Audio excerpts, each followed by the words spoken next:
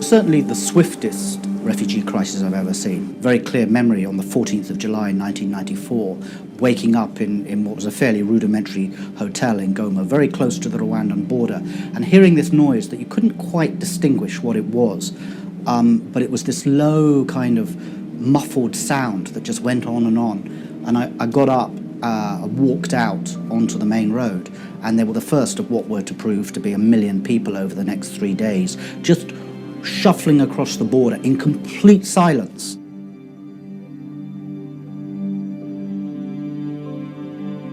If you imagine you're in this tiny little quiet, nothing village, town, and then suddenly 250,000 people just walk across. I lived in Congo since I was a toddler. There is no way you can be prepared for that.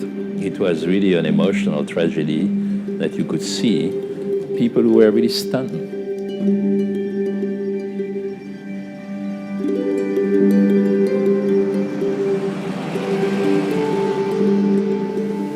Nkiri mutoya turaza tugera mu nkambi y'Ikibumba tubamo ndi kumwe n'ababyeyi n'abakuru banje n'abarumuna banje.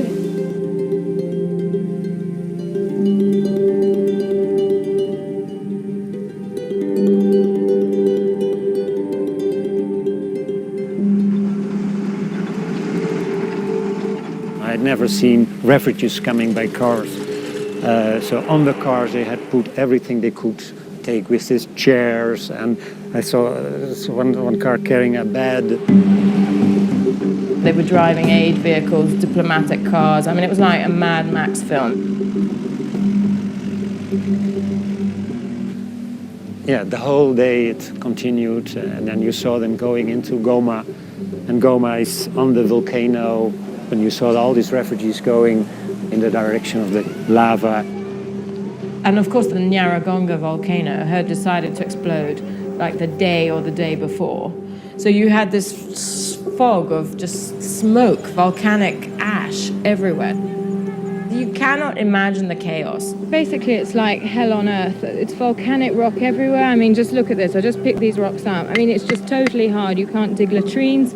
You can't find water here. You can't dig graves. There's no shelter. There's no food. There's just nothing.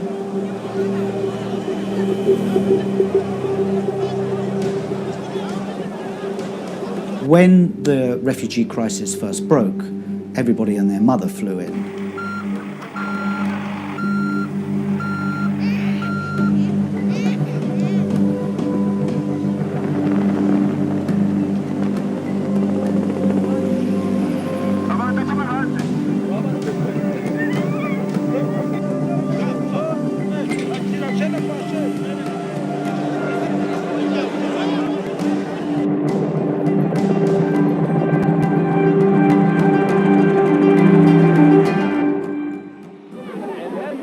As I spoke, thousands more gathered until probably 20 or 30,000 people had come along.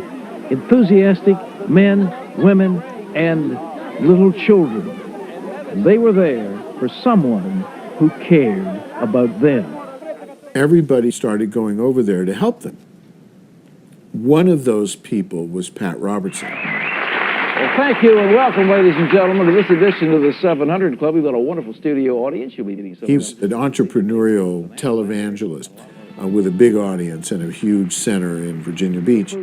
He also started a faith-based charity, Operation Blessing. Operation Blessing is going to get to be really big. So why don't we join hands together right now and let's ask for God's blessing. Our Father, by faith, we see this place filled with food and medicines and items of clothing and other things that people need. And Lord, trucks, dozens of trucks, maybe hundreds of them coming to distribute things across America, and airplanes filled with supplies going over around the world, Lord, to meet the needs of the suffering. And Lord, we thank you, Lord, that you're going to do miracles beyond anything we dare to dream. I made a vow that I would go to Africa and I'd do what I could to help. I made that vow to God. That night on the 700 Club, Pat Robertson made an appeal. He said that we need doctors and nurses to go to Zaire right away and do humanitarian aid work. And I thought this may be it. Please call right now. We need your help. 1-800-759-0700. I am organizing right now an airlift to the edge of Rwanda. There are about 250,000 refugees in Zaire. We're hoping to fly in a couple of weeks to a place called Goma to distribute, a substantial amount, enough medicine to take care of 250,000 refugees. I signed on for this. I was a pilot and a mechanic, so they wanted me to do this mission. The airplanes were purchased by Operation Blessing, and they were going to Africa. My understanding was we'd be Operation Blessing, we would be doing humanitarian missions, we would go to outlying areas delivering medical supplies and that kind of stuff. So I thought this was a good deal. Man helping man. I don't care if it's under the guise of an NGO, a religious organization, whatever. It's people helping people. So that appealed to me. I have been working all day to get together the medicines to help those Rwandan refugees, and we're going to have a major plane load going over. I think it's going to leave Amsterdam. Plans right now Saturday morning, and we'll have doctors leaving here at the same time. Now, you can be part of that with a contribution of $25 a month. We need 700 Club members. We'd like you to call in and say, yes, we want to participate. 1-800-759-0700. As a son of a missionary, I recognize very much, and maybe I have a bias, that actually faith-based organizations are providing a remarkable service in a country like Congo. Operation Blessing sent to Goma 4 of the Mark 24 medical kits containing bandages, scissors, forceps, syringes, and many, many other medications. Each of those kits will treat up to 10,000 of those refugees, and we're looking right now to get an air flight in there. We had all 3 airplanes there at Battle Creek, and we had to get them up to snuff to do the transatlantic crossing.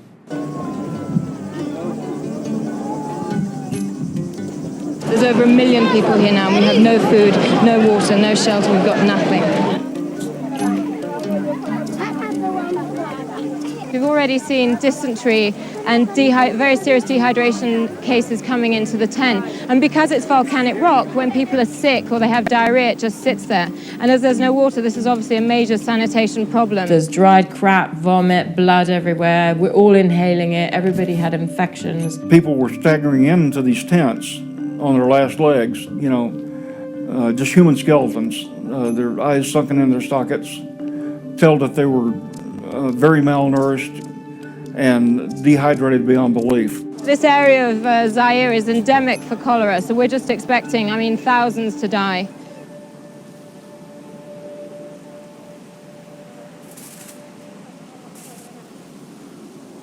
Before the water trucks came, the cholera started.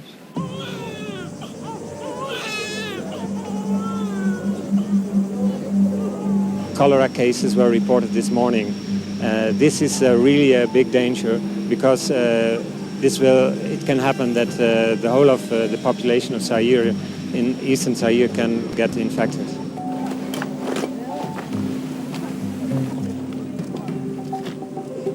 Cholera is a disease which is easily treatable, even without drugs. The only thing you have to give is water, with salt and sugar in it. If you have 1,000 more cholera cases per day, you can't manage to treat it, so people start to die.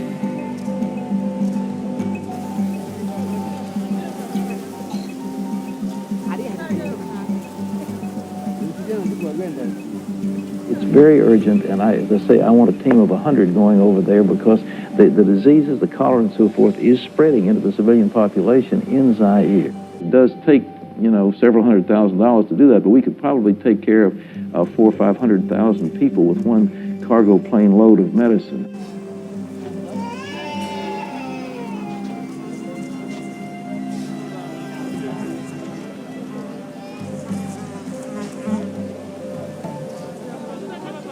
Richard Walden of Operation USA in Los Angeles says the refugees are dying at the rate of 1 per minute.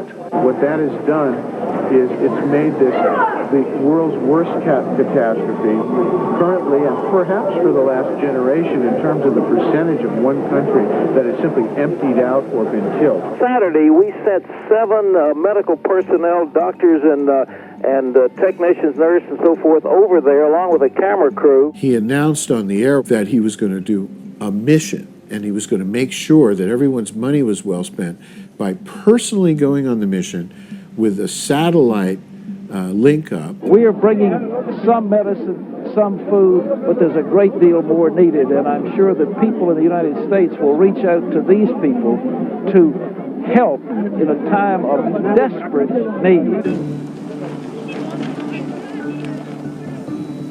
The roads were blocked by dead bodies. People were going out to the road to try and attract attention when they were sick, and they were actually dying on the road. So one of the very early program's goals set up was working with the local authorities to collect the dead bodies and to bury them. When I first saw this patient this morning, he was lying in the gutter that goes down the center aisle. Well, I came up with the idea of using a foot mobile ambulance service. We got a couple of stretchers, went out in the huts and got them. I can't say at what point Médecins Sans Frontières operation really took off, but I do know that at the time of the cholera outbreak, MSF was very much at the forefront of running the medical operation to help people.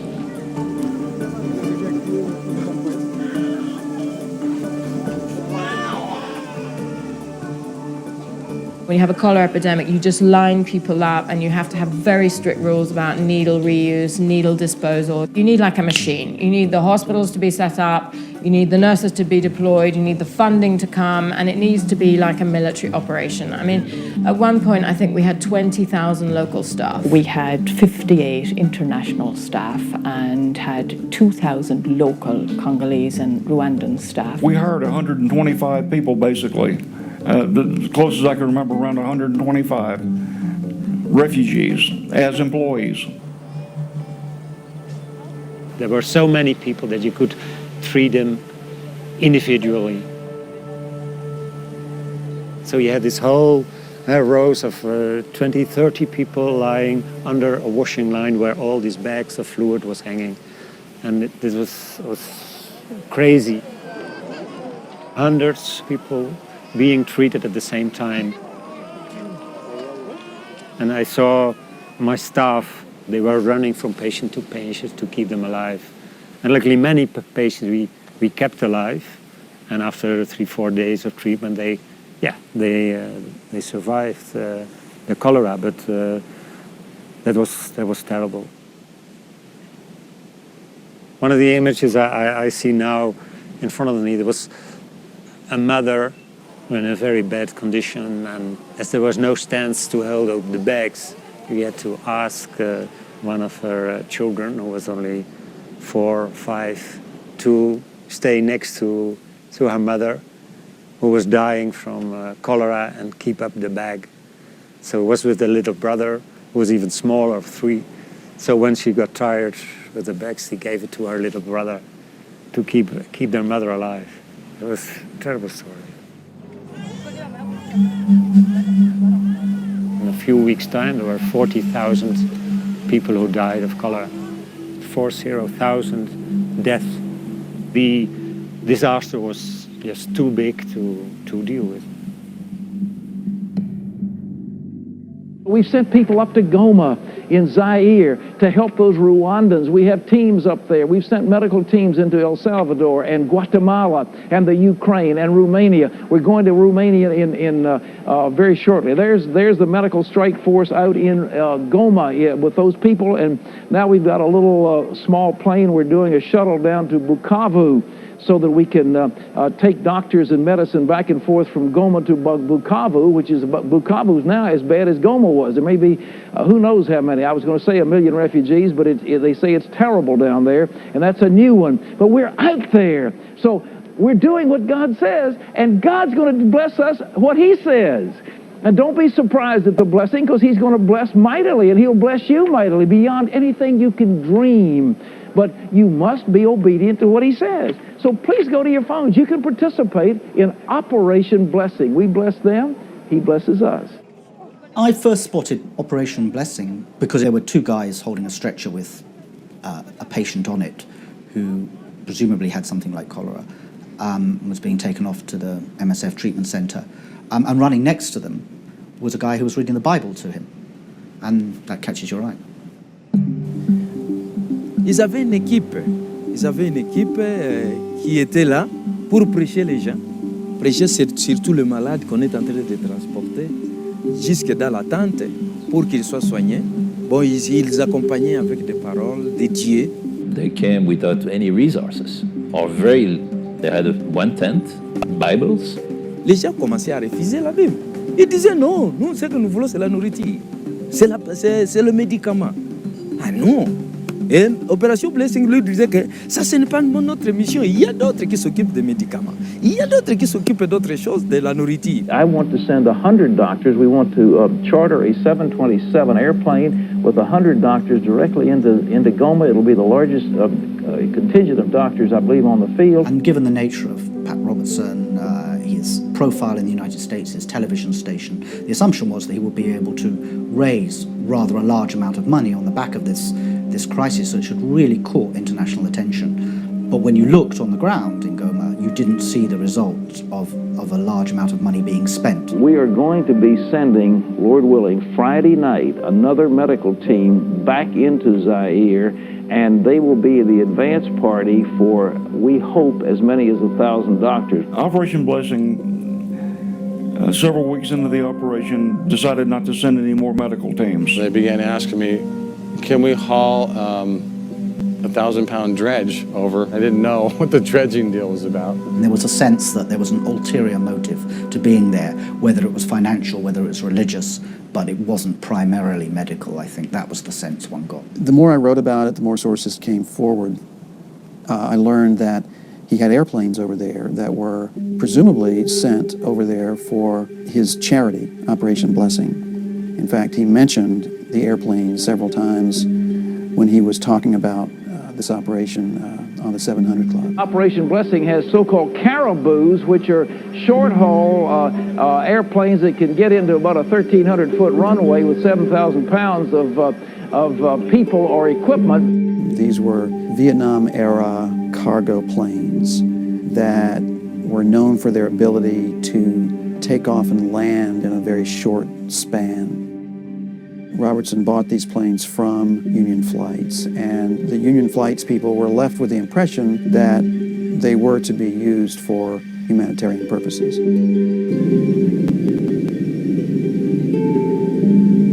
We didn't have a runway, so we'd land in Chicapa, and you'd get in a Jeep, and you'd drive for like 8 hours on this road that had potholes big enough to swallow a whole vehicle. We actually carved an airstrip. This is a 3,000-foot airstrip carved by hand in 2 weeks by natives with machetes and picks. Maddox's. There they are. They were so excited. This place called Communion. We landed in an old Caribou, which I was a passenger on at risk of my life. We had to have that runway done by the time Pat Robertson got there, because he didn't want to take that 8-hour Jeep ride. After a while, I began to hear the name African Development Company. People watching the 700 Club would never have known that he was also mining for diamonds.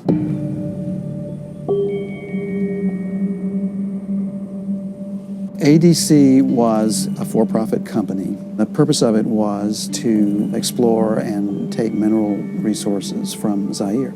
Pat Robertson was the single shareholder and president. He was the company, essentially.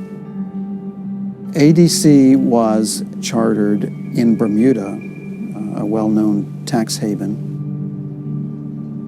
Pat Robertson had a mining concession that was granted to him by Mobutu Sese Seko, who was the president of what was then Zaire. Mobutu was one of the most notorious African leaders of that or any era. He held power for some 3 decades. This was a guy who did not have a pretty record on human rights, carrying out summary executions, torture of political opponents. Political dissidents were shot down in the street.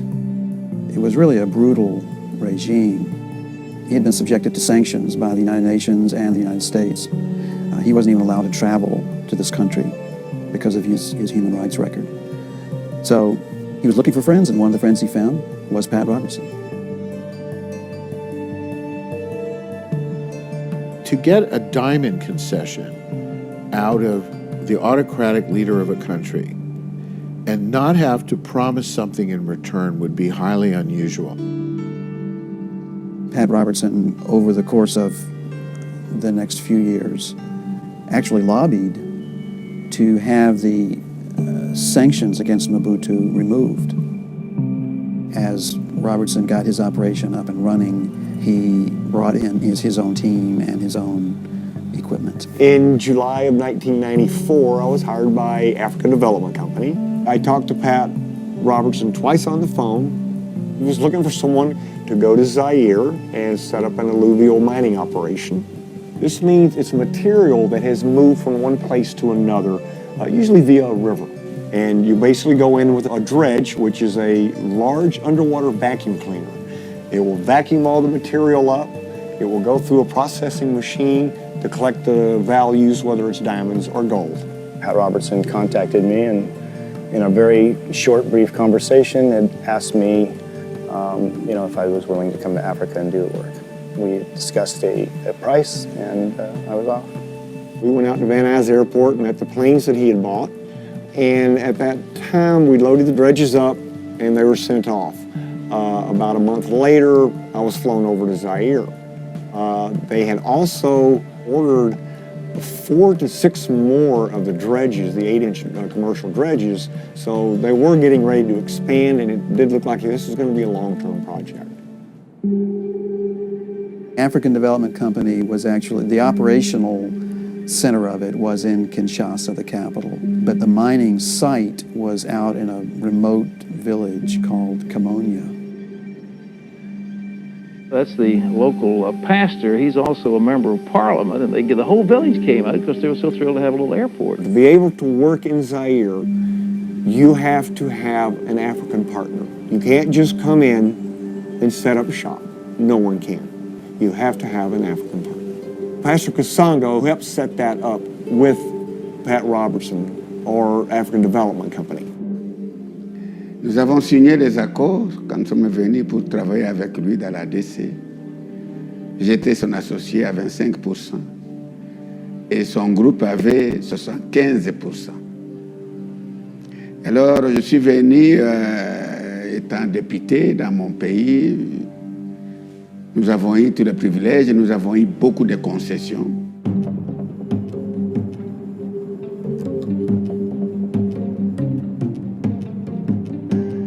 The other thing to bear in mind about the geography was that Goma and Lake Kivu, where the refugee camps were, was over 800 miles away from Kamonia. where Pat Robertson's mining operation was located. While Pat Robertson does not directly say what they built the runway for, it is implied to be for the humanitarian crisis. In order to even do any kind of exploratory mining operation there, they had to basically cut their way through the jungle.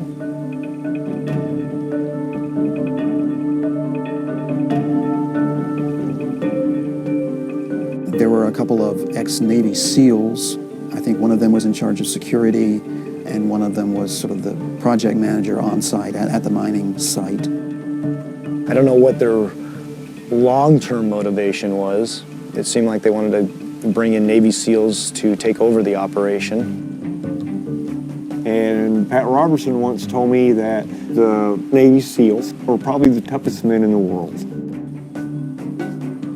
The Navy SEALs invited everybody to come to church on a Sunday. They put maybe 200 people in the church, the first the first meeting of the church. And the Navy SEALs took off to a small creek and proceeded with like target practice.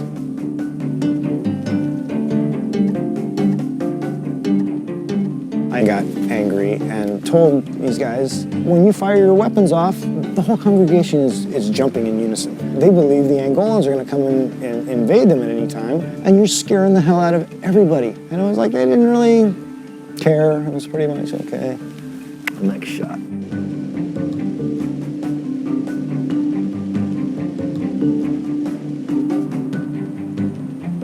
I learned from the chief pilot, Bob Hinkle, that those planes were used hardly at all for any charitable work.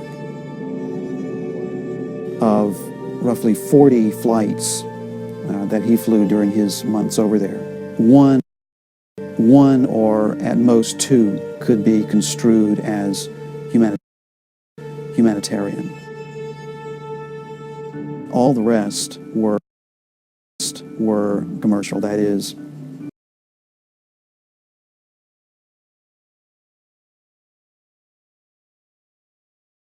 they were flying diamond dredges and that kind of thing around Zaire. I never talked to anybody at Operation Blessing. It was always ADC. Mission after mission was just getting 8-inch dredges, 6-inch dredges, 55-gallon drums of 100 low lead, and food, supplies, quads, jeeps out to the diamond dredging operation outside of Cocngo.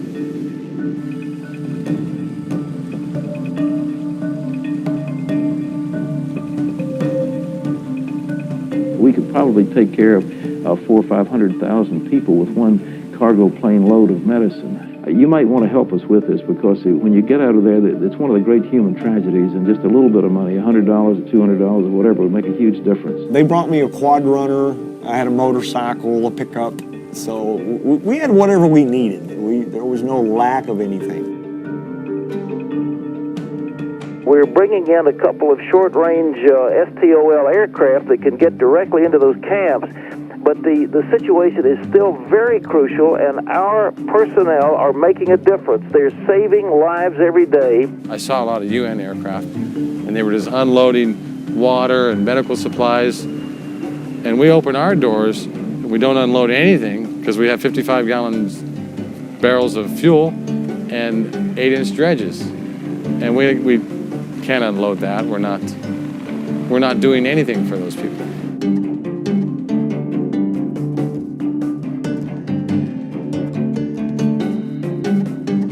After several months, I was embarrassed to have Operation Blessing on the airplane's tail. So I had the guys in the hangar climb up on the tail, and they pulled off a bunch of the letters so it didn't say Operation Blessing anymore. I said, pull off the letters that you can reach because I don't want Operation Blessing on there. We're not doing that.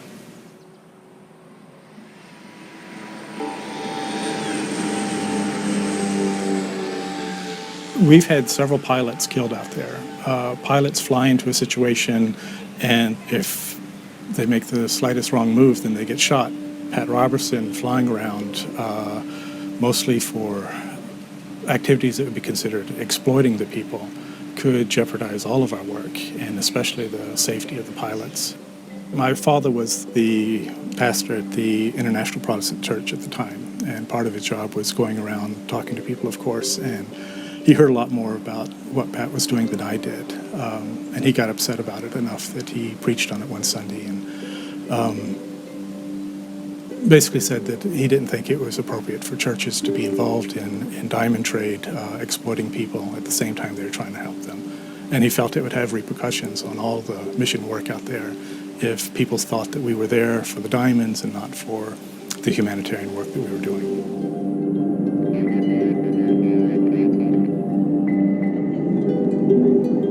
Que lorsque nous étions dans l'avion, quelque chose s'est passé entre Patrick Robinson et moi par la volonté de Dieu et par le Saint-Esprit. Il m'a demandé, lui, que j'ai prie pour lui. J'ai commencé à prier, mais quand je suis allé pour imposer ma main, il a commencé à pleurer fort. Donc le Saint-Esprit est entré dans lui. Alors il m'a embrassé tout le corps. Et tout mon ensemble est mouillé avec des larmes. Après, les amis, les autres Américains l'ont pris, l'ont mis sur la chaise. L'ont mis sur la chaise, son fauteuil. Elle me dit, vous êtes un grand dans ce pays. Ici, nous prendrons, on vous amènera 5 pierres. Il dit 5 pierres, comme David est allé combattre David et Goliath. Il dit, on va vous amener 5 pierres. Vous, pasteur Cocngo, vous allez construire l'Afrique. Il a dit ça à moi. I'm a bug on agriculture. I used to work on a farm when I was a kid, but I've realized that no nation can survive economically unless it can feed itself.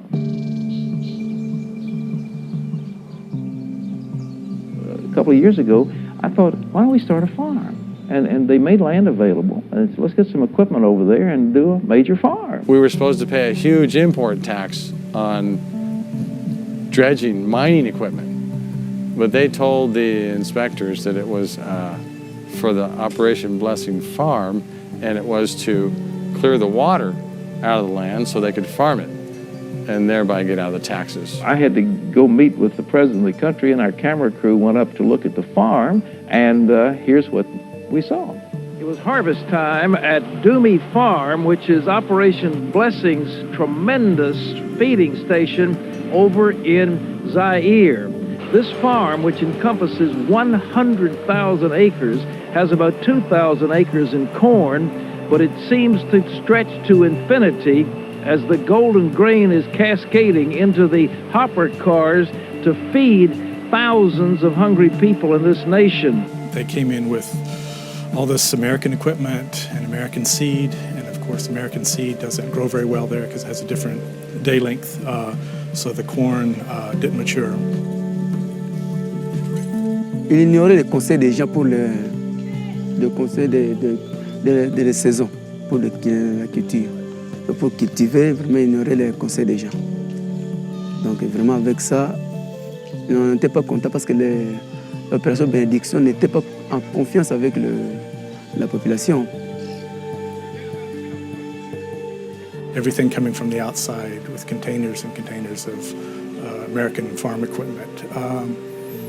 That just doesn't fit with the reality of farming in Congo. We estimate a harvest this year of about 2,500 tons. Next year, as many as 5,000 tons. That project did not produce that much corn, and they abandoned that project.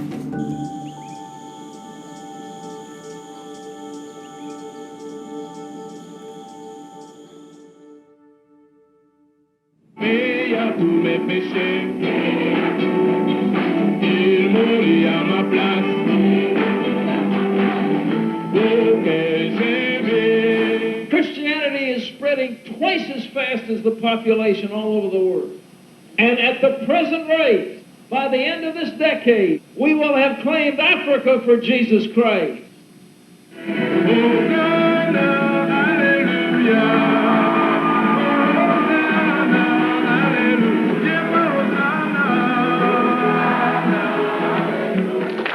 Telling you, Ben, you've never heard of singing in your life. From the minute those folks are born, they just, this rhythm coming out of their pores of their skin. It's fantastic. Pat Robertson, for his whole life, has had really two passions, religion and politics. He came to this naturally. His mother was an extremely pious, devout, evangelical Christian, and his father was a politician. It was in Pat Robertson's genes not only to be an evangelist, but to be a politician. And he has worn these two hats sometimes simultaneously. There's a word to describe us. It's a C word. We are conservatives and we are proud of it. He is probably as close as there is to the leader of the religious right. He ran for president in 1988 and was considered a serious contender for a while. Out of the ashes of that campaign came the Christian Coalition, which was the dominant political organ of the religious right all the way through the 1990s. Pat Robertson, to a large degree, has made evangelical Christianity what it is today. And by the same token, evangelicalism produced Pat Robertson. He certainly came out of that tradition and took it to the next level by bringing it into the mass media age. He has been on the airwaves for almost 50 years now with his show, The 700 Club, which reaches an estimated 20 million Americans every month. Lord, in Jesus' name, bring forth a mighty harvest and bless your people. We bind the forces of Satan that would curse people around this world. In Jesus' name, amen. Thank you. Amen. Ladies and gentlemen, wherever you are now, I ask you to go to your telephone and call. I think he also sees himself as a businessman and an entrepreneur.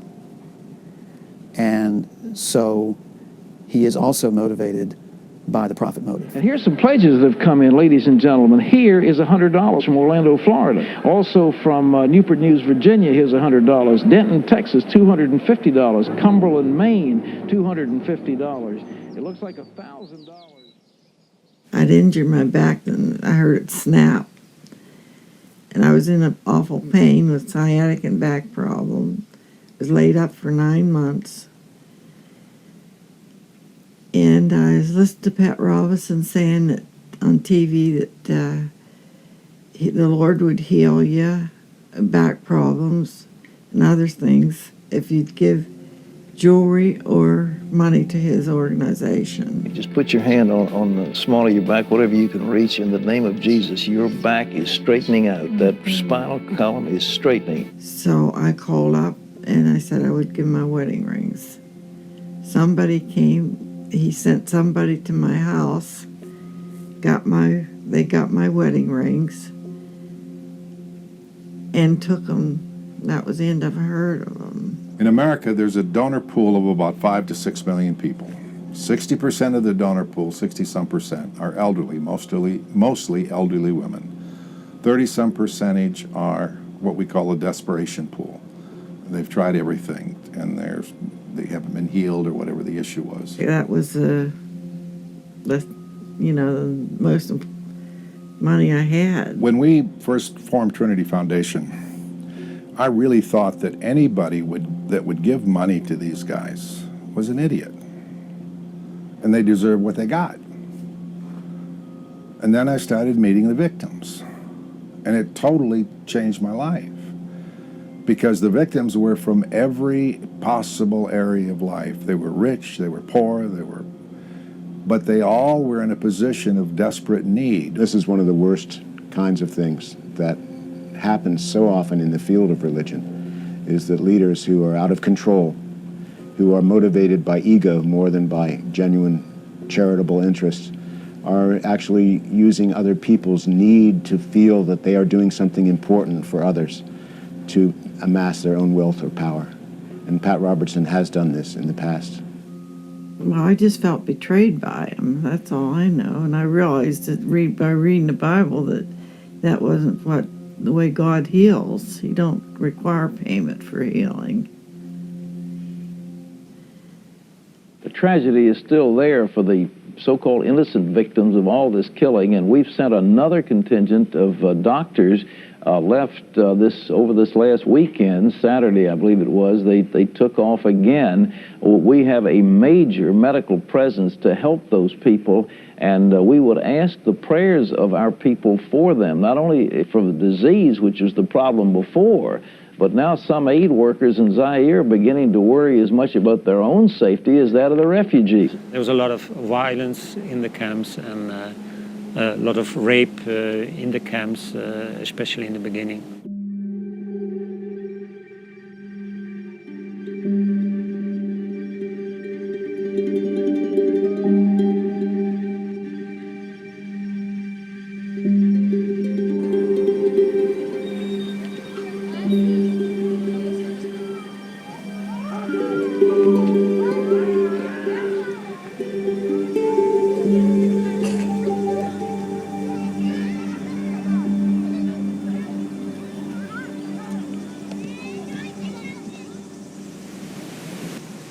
Bigeze aho ingabo zo mu Rwanda ziraza zisenya inkambi bamena data babicira mu nkambi. Of course, we knew that among the civilian population you had these militia or Interahamwe, and the justification for helping, in the beginning was that A, all these people were civilian and they were refugees. B, there was a cholera epidemic, there was, need for food and shelter, so there was a very clear need. And lastly, as a doctor, you're not really supposed to make a judgment on people when there's need. These were people who were dying before our very eyes, and yet amongst them were killers, génocideurs. You had this very vicious control on the camps, diversion of food. In most refugee situations, you have chaos. Maybe family units organize themselves. But here you had a very systematic, they had lists of who was in their villages. You had that, I remember watching them standing there, making lists, calling people, okay, you go in that camp, you go there. So the mayors and the militia, they very visually, very physically reorganize these refugees from the first day. The perpetrators of the Rwandan genocide are in complete control of these camps. They control the refugees who are hostages. And the international community almost prefers to throw protein biscuits than to address the actual problem, which is the security. This means international police, more monitors, and more political interest in what is going on in these camps.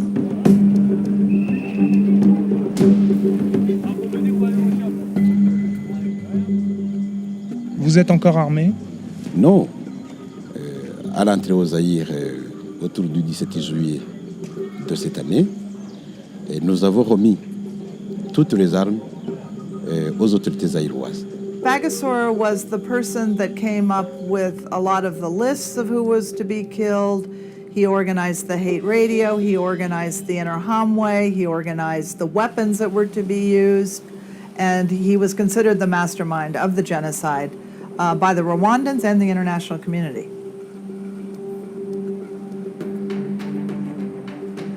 When Bagosora testified, it was a tense time in the courtroom.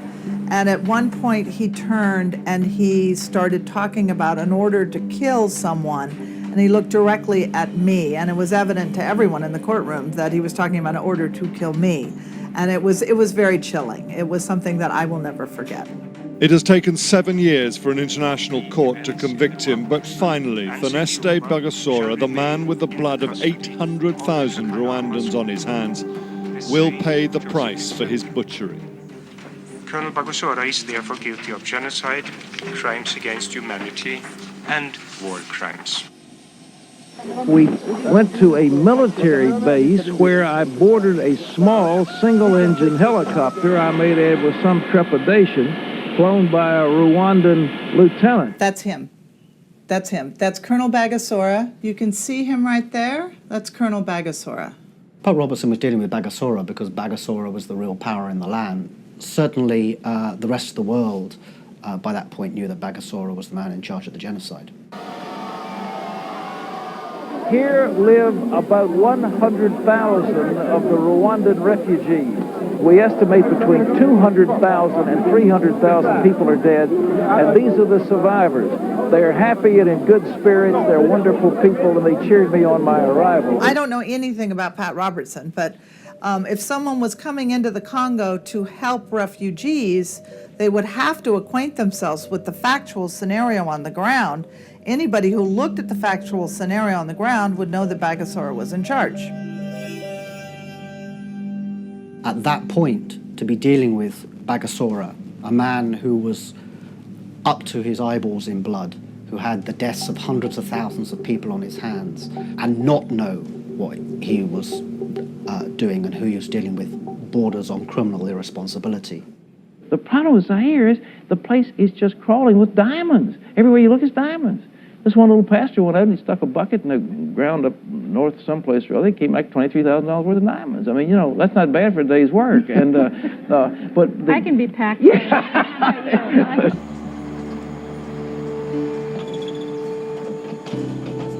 The death toll in this particular camp went down to almost zero because of our people being there. So it was a very significant move. I don't remember ever seeing Operation Blessing anywhere. I mean, they may have sent some representative, but they were in no way a player in this situation. And I was in those camps, you know, at least for the first 3 months nonstop. And then for a whole year, I was in and out. The equipment, the materials we sent, of course, is actively being used.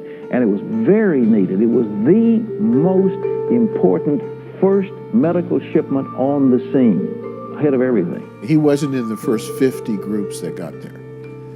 So that was an invention. It was a complete invention. We sent about 36 tons of crucially needed medicine. Maybe he took over a few 100,000 doses of aspirin, which you can buy in a 99-cent store, $1 a thousand. So maybe he spent $300 on aspirin. So did he take over enough aspirin for hundreds of thousands of people? Probably yes, but that's far different from a relief program. We got a lot of Tylenol, too much. I never did understand that, but we got enough Tylenol to supply all of Zaire. I mean, God, I never saw so much in my life.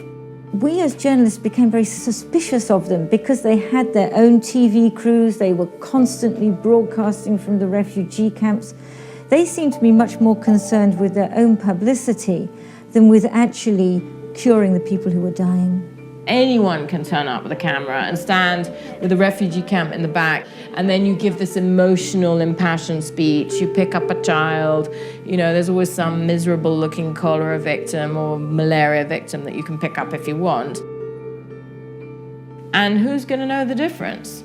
You know, there's any multitude of outlets out there that unless you actually go and check who's actually working in the camp, who's doing what, why wouldn't you believe them? The only doctors that work over there are the Médecins Sans Frontières, the Doctors Without Borders from France and Australia. And so they welcomed our medical team with open arms. But what's really unacceptable is that then, for example, Operation Blessing took photographs of MSF workers and then uses in their fundraising. These are tents that were set up that our doctors and our medical team that came from here were just working as hard as they could to save lives. I think using these images for another reason than raising funds for relief and helping the victims of this crisis is a very I hardly can imagine it.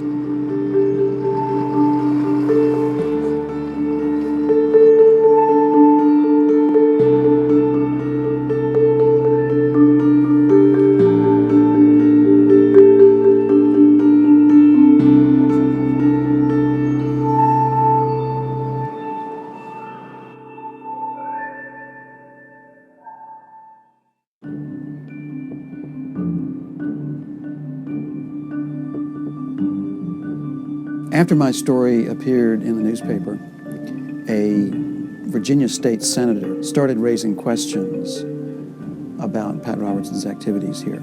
I was really outraged.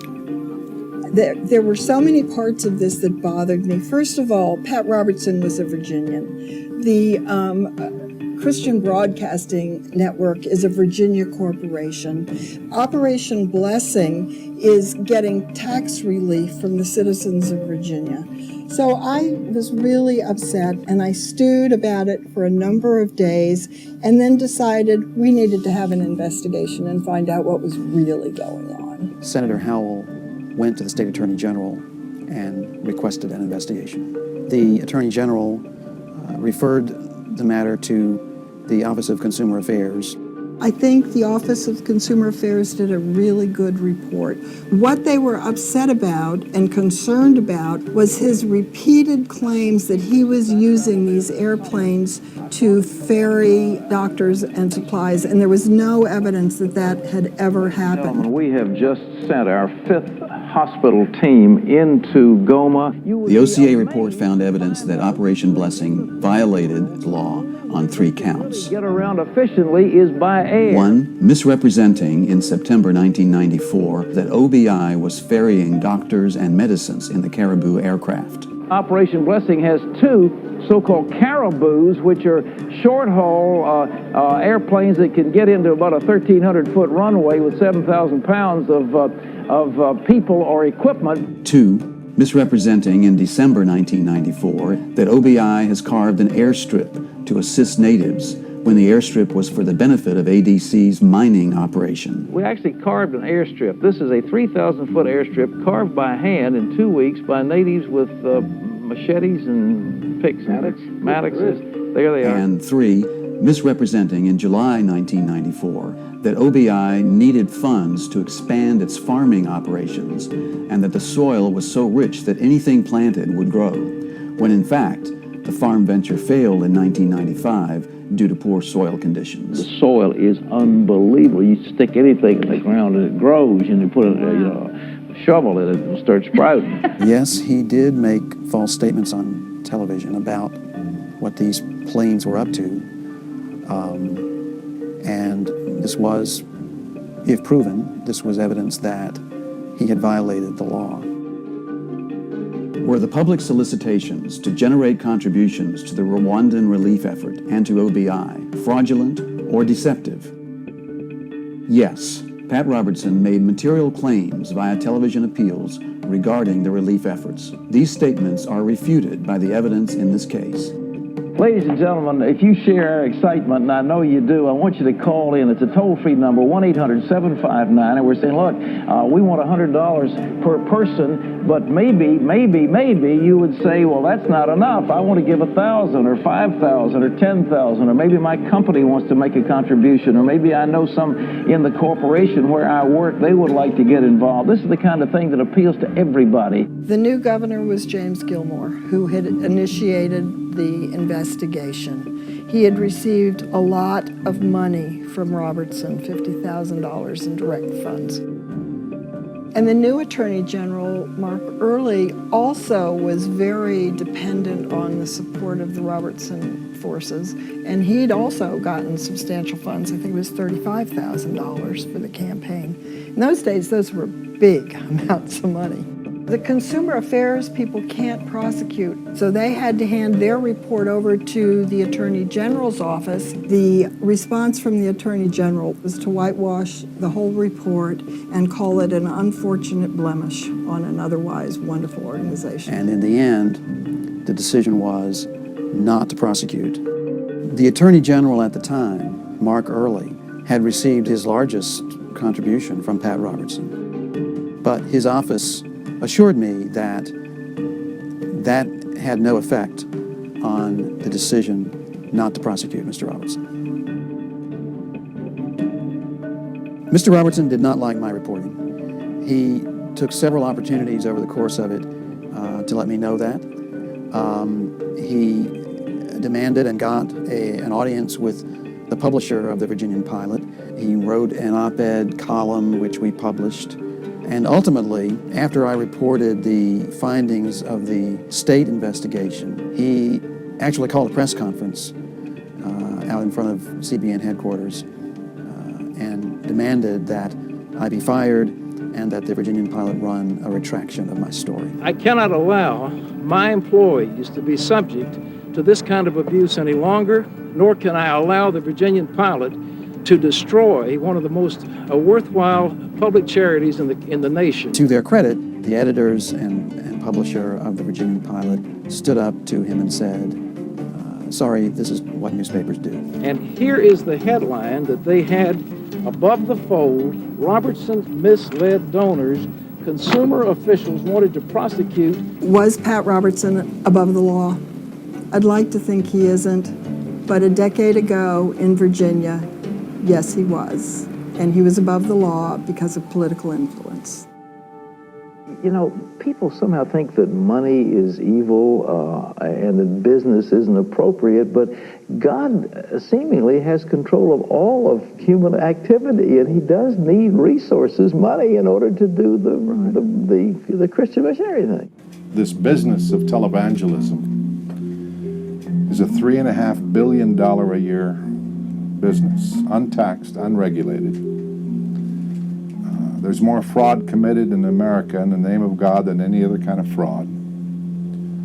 And nobody's doing anything about it. I don't think the average person understands that something like 8% of the gross domestic product in this country is in the tax-exempt sector, whether it's religious charities or others. I don't know that it's an easy number for members of Congress to grasp either. This is from Matthew, who says, many charities and churches are granted tax exemption by the government.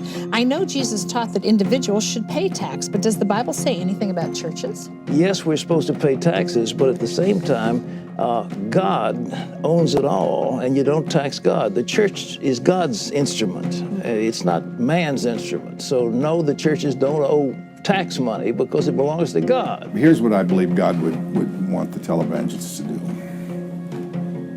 He'd want them to sell all they have and start following the real Jesus.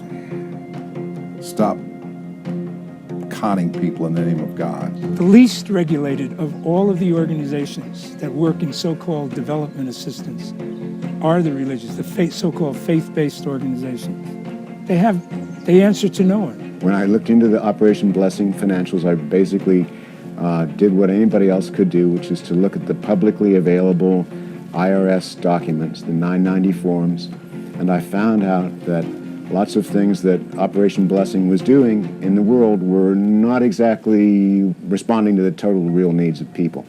They were reporting giving millions of dollars around the world in the form of candy, pantyhose, artificial sweeteners. That sort of assistance, where you're actually having something that is not assistance being provided, could call into question whether the organization is indeed a charity. The 990 is a federal tax form at the end of the day, and somebody signs it under penalties of perjury, and giving out candy is not humanitarian aid. So I think it's probably a false statement on a federal tax form. It's God's money, and so the kings of this earth do not tax their own family. Pat Robertson has changed his reporting practices in the last 2 or 3 years. They've become more and more opaque, less and less specific. And now they just say humanitarian relief. In the millions of dollars worth of goods and services that they're distributing, what actually is it that they are distributing? It's harder and harder to determine this. Anybody can cook the books. Ask the guys at Enron. Ask Bernie. You are allowed by law to have a profit and a nonprofit operate side by side, but the usual deal here is that you operate a thrift shop, and the profits from the thrift shop go to the mission. Huge amounts are spent on doing what? Raising money, even to the extent of creating false images of what they do underground. I think they should be regulated. There are plenty of tools out there now, but I think the obstacles to enforcement are not inconsiderable. They're mostly political. Just have the Energy and Commerce Committee, the U.S. House of Representatives, make a slight change to the FCC laws. And that's any claims made over the airwaves for the purposes of getting something of value from the audience. Those claims have to be verifiable. And that's not interfering with true religion, it's interfering with fraud.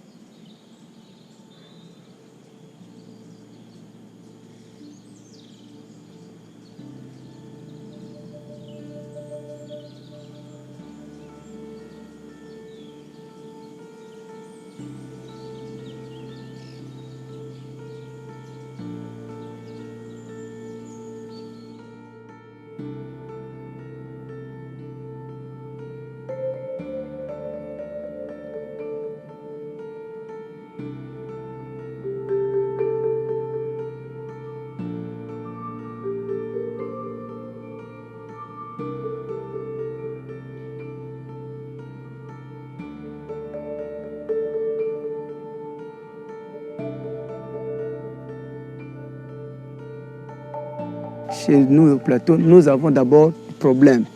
Premièrement, problème de l'eau potable. Nous n'avons pas de l'eau, nous n'avons pas de bonnes écoles, nous n'avons pas des hôpitaux, nous n'avons pas des entreprises ici. S'il y a une organisation qui peut nous aider avec ça, ils peuvent le faire.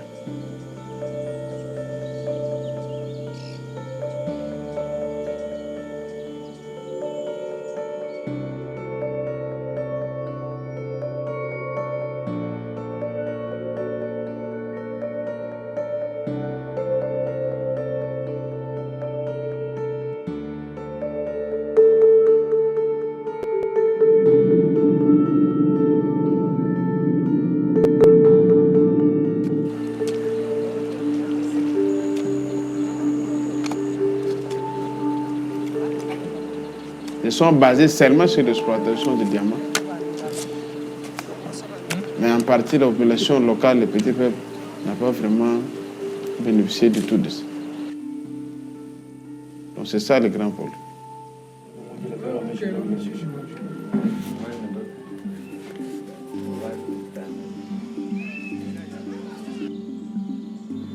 Adese amunambe ngo kana katushika kakalinge chibwe chuma chumekaka yizana kamba kakayilingeka par bwa chipalo limechetu nakamona yalinga kunaku yayako.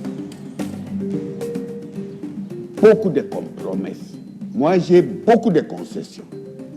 J'ai signé des contrats avec des étrangers, arabes et occidentaux, américains, l'Europe de l'Est. Ils volent, ils pillent, ils pillent, ils pillent. Ils donnent un tout petit peu comme ça pour mentir, et c'est tout.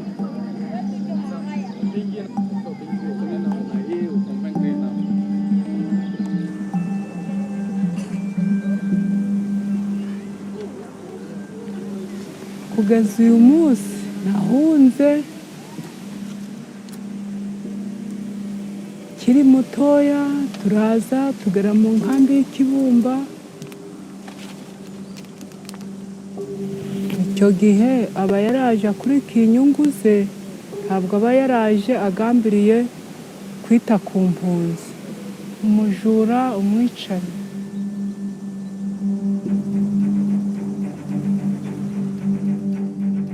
Some of your involvement in Africa has been either misunderstood, misconstrued, particularly your involvement in Liberia and the Congo, which, the press has criticized you for. How do you respond to that? Well, if your desire is to help the people of the country, it's necessary to work with the existing government. We brought the largest contingent of medicine into Goma in Zaire, at least the first and the largest, and we were helping Doctors Without Borders to get the medicine they needed to critically injured people.